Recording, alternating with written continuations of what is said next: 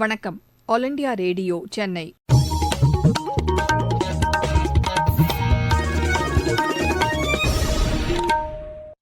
மாநில செய்திகள் வாசிப்பவர் லட்சுமி ராகவன். தலைப்புச் செய்திகள்: நாடாளுமன்றத்தில் அண்மையில் நிறைவேற்றப்பட்ட 3 புதிய குற்றவியல் சட்ட மசோதாக்களுக்கு குடியரசுத் தலைவர் திருமதி திரௌபதி முர்மு ஒப்புதல் வழங்கியுள்ளார். பிரதமர் திரு நரேந்திர மோடி புதுதில்லியில் இன்று நடைபெறவுள்ள வீர சிறார்கள் தின நிகழ்ச்சியில் பங்கேற்று உரையாற்றவுள்ளார். தமிழகத்தில் 1127 தரைப்பாலங்கள் உயர்மட்ட பாலங்களாக கட்டப்பட்டு வருவதாக மாநில அமைச்சர் திரு ஏவ வேலு தெரிவித்துள்ளார். மழை வெள்ள பாதிப்பிற்கான நிவாரண நிதியை மத்திய அரசு தமிழகத்திற்கு நிச்சயம் வழங்கும் என்று பிஜேபி மாநில தலைவர் திரு அண்ணாமலை கூறியுள்ளார். இந்தியா தென்னாப்பிரிக்கா அணிகளுக்கு இடையேயான முதலாவது டெஸ்ட் கிரிக்கெட் போட்டி இன்று தொடங்குகிறது. இனி விரிவான செய்திகள்.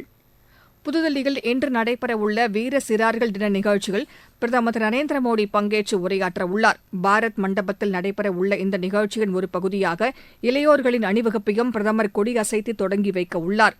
குரு கோவிந்த் சிங் சீக்கியர்களின் குருவாக பொறுப்பேற்ற தினத்தில் கடந்த ஆண்டு பங்கேற்ற பிரதமர் ஆண்டுதோறும் டிசம்பர் 26ஆம் தேதி வீர சிறார்கள் தினமாக கடைபிடிக்கப்படும் என்று அறிவித்திருந்தார்.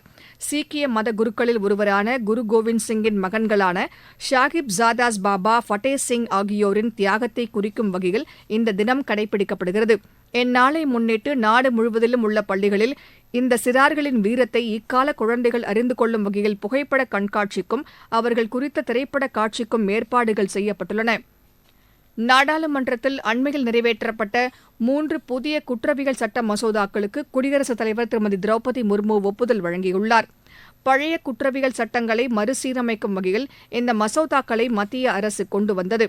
ஆங்கிலேயர் ஆட்சிக் காலத்தில் கொண்டுவரப்பட்ட இந்திய தண்டனை சட்டம், குற்றவியல் நடைமுறை சட்டம், இந்திய சாட்சியங்கள் சட்டம் ஆகிய 3 சட்டங்கள் தற்போது மாற்றியமைக்கப்பட்டுள்ளன. குடியரசுத் தலைவரின் ஒப்புதலை அடுத்து இந்த 3 சட்டங்களும் உடனடியாக அமலுக்கு வந்துள்ளன. இந்த சட்டங்களில் முதல் தகவல் அறிக்கை பதிவு செய்வதில் தொடங்கி நீதிமன்றத்தில் குற்றப்பத்திரிகை தாக்கல் செய்யப்பட்டு தீர்ப்பு வழங்கப்படும் வரை அனைத்தையும் டிஜிட்டல் மயமாக்க சட்டத்தில் ஏற்பாடுகள் செய்யப்பட்டுள்ளன. கும்பலாக வன்முறையில் ஈடுபட்டு கொலை செய்வோருக்கு மரண தண்டனை வழங்கவும், பெண்களுக்கு எதிராக பாலியல் வன்கொடுமைக்கு மரண தண்டனை வழங்கவும் இச்சட்டத்தில் வகை செய்யப்பட்டுள்ளது. தமிழகத்தில் 1127 தரைப்பாலங்கள் உயர்மட்ட பாலங்களாக கட்டப்பட்டு வருவதாக மாநில பொதுப்பணி மற்றும் நெடுஞ்சாலைத்துறை அமைச்சர் திரு ஏவ வேலு தெரிவித்துள்ளார்.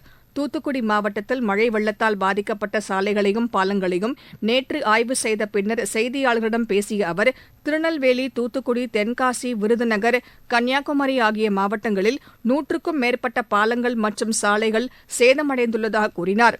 மழை வெள்ளத்தால் எளிதாக பாதிக்கக்கூடிய தரைப்பாலங்களை மேம்பாலங்களாக மாற்றி கட்டுவதற்கு 13 கோடி ரூபாய் ஒதுக்கீடு செய்யப்பட்டுள்ளதாகவும் அவர் தெரிவித்தார்.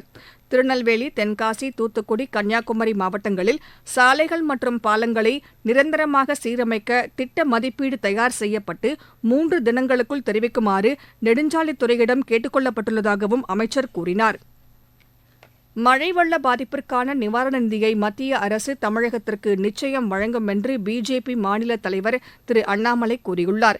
திருச்சி விமான நிலையத்தில் செய்தியாளர்களிடம் பேசிய அவர், எதிர்காலத்தில் வெள்ள பாதிப்புகளை தடுப்பதற்கு தேவையான நடவடிக்கைகளை திமுக அரசு மேற்கொள்ள வேண்டும் என்றார். இதில் கவனம் செலுத்தாமல் மத்திய அரசை குறை கூறுவதில் திமுக தலைவர்கள் மற்றும் அமைச்சர்கள் ஆர்வம் காட்டுவதாக அவர் குற்றம் சாட்டினார்.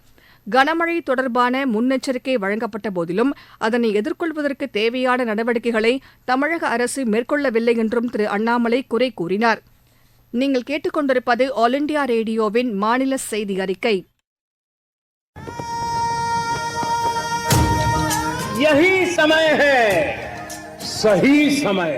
இதுதான் வேளை, சரியான வேளை.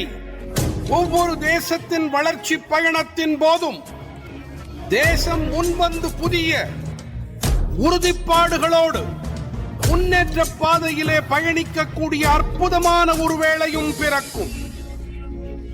புதிய பாரதத்தின் துவக்கத்தின் இது அமுத காலம்.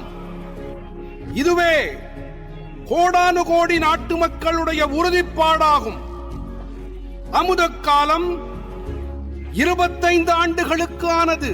ஆனால் நாம் நம்முடைய லட்சியங்களை அடைவதற்காக இப்போதிலிருந்தே முனைப்புடன் செயல்பட வேண்டும். भारत को गढ़ने का यही समय है, மழை வெள்ளத்தால் பாதிக்கப்பட்ட மக்களுக்கு தேவையான அனைத்து உதவிகளையும் வழங்க மத்திய அரசு தயாராக உள்ளது என்று பிஜேபி மகளிர் அணி தலைவர் திருமதி வானதி ஸ்ரீனிவாசன் கூறியுள்ளார். நேற்று கோவையில் செய்தியாளர்களிடம் பேசிய அவர், மழை வெள்ள பாதிப்பு குறித்தும் வழங்கப்பட்ட நிதியுதவி குறித்தும் மத்திய நிதியமைச்சர் திருமதி நிர்மலா சீதாராமன் தெளிவாக விளக்கியுள்ளதாக கூறினார்.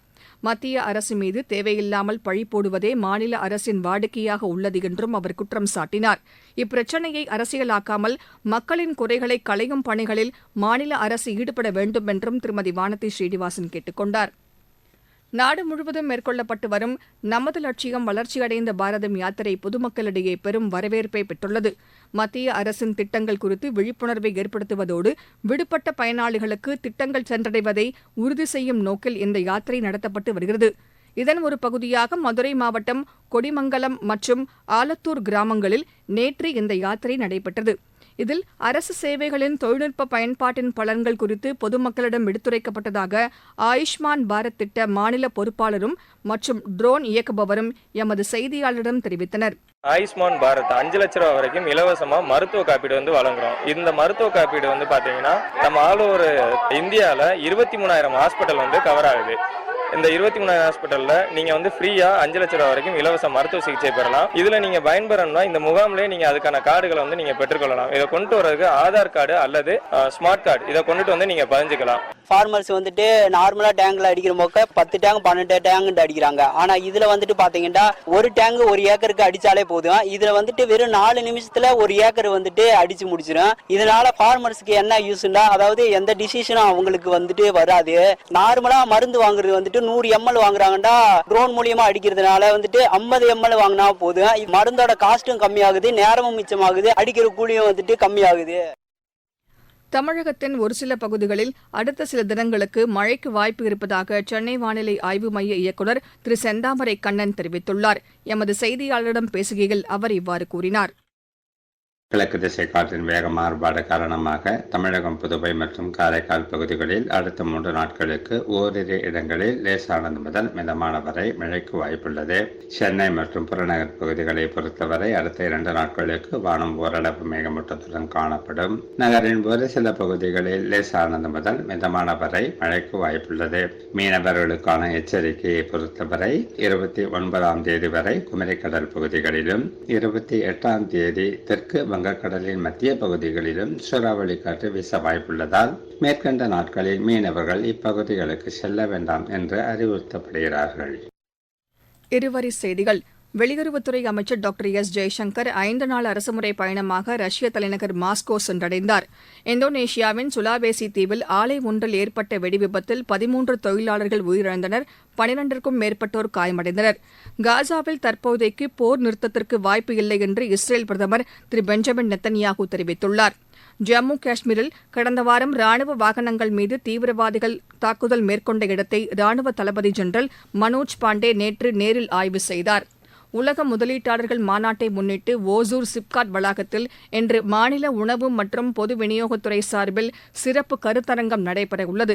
காஞ்சிபுரம் மாவட்ட வேலைவாய்ப்பு மற்றும் தொழில்நெறி வழிகாட்டு மையத்தின் சார்பில் நடத்தப்பட்டு வரும் மத்திய மாநில அரசு போட்டித் தேர்வுகளுக்கு இலவச பயிற்சி வகுப்புகளில் இளையோர்கள் பங்கேற்று பயனடையுமாறு மாவட்ட நிர்வாகம் கேட்டுக் கொண்டுள்ளது. விளையாட்டுச் செய்திகள். இந்தியா தென்னாப்பிரிக்கா அணிகளுக்கு இடையேயான முதலாவது டெஸ்ட் கிரிக்கெட் போட்டி இன்று தொடங்குகிறது. இந்திய நேரப்படி செஞ்சுரியனில் பிற்பகல் 1:30 மணிக்கு இப்போட்டி தொடங்க உள்ளது. தென்னாப்பிரிக்காவில் சுற்றுப்பயணம் மேற்கொண்டுள்ள இந்திய அணி ஏற்கனவே நடைபெற்ற டுவெண்டி கிரிக்கெட் தொடரை சமன் செய்து ஒருநாள் போட்டித் தொடரை வென்றது. இந்திய கிரிக்கெட் அணியின் சுழற்பந்து வீச்சாளர் ரவிச்சந்திரன் அஸ்வின் இந்த டெஸ்ட் கிரிக்கெட் தொடரில் 11 விக்கெட்களை வீழ்த்தினால் 500வது விக்கெட்களை வீழ்த்திய உலகின் 4வது பந்து வீச்சாளர் என்ற சாதனையை படைப்பார். மீண்டும் தலைப்புச் செய்திகள். நாடாளுமன்றத்தில் அண்மையில் நிறைவேற்றப்பட்ட 3 புதிய குற்றவியல் சட்ட மசோதாக்களுக்கு குடியரசுத் தலைவர் திருமதி திரௌபதி முர்மு ஒப்புதல் வழங்கியுள்ளார். பிரதமர் திரு நரேந்திர மோடி புதுதில்லியில் இன்று நடைபெறவுள்ள வீர சிறார்கள் தின நிகழ்ச்சியில் பங்கேற்று உரையாற்றவுள்ளார். தமிழகத்தில் 1127 தரைப்பாலங்கள் உயர்மட்ட பாலங்களாக கட்டப்பட்டு வருவதாக மாநில அமைச்சர் திரு ஏவா வேலு தெரிவித்துள்ளார். மழை வெள்ள பாதிப்பிற்கான நிவாரண நிதியை மத்திய அரசு தமிழகத்திற்கு நிச்சயம் வழங்கும் என்று பிஜேபி மாநில தலைவர் திரு அண்ணாமலை கூறியுள்ளார். இந்தியா தென்னாப்பிரிக்கா அணிகளுக்கு இடையேயான முதலாவது டெஸ்ட் கிரிக்கெட் போட்டி இன்று தொடங்குகிறது. இத்துடன் இந்த செய்தி அறிக்கை நிறைவு பெற்றது.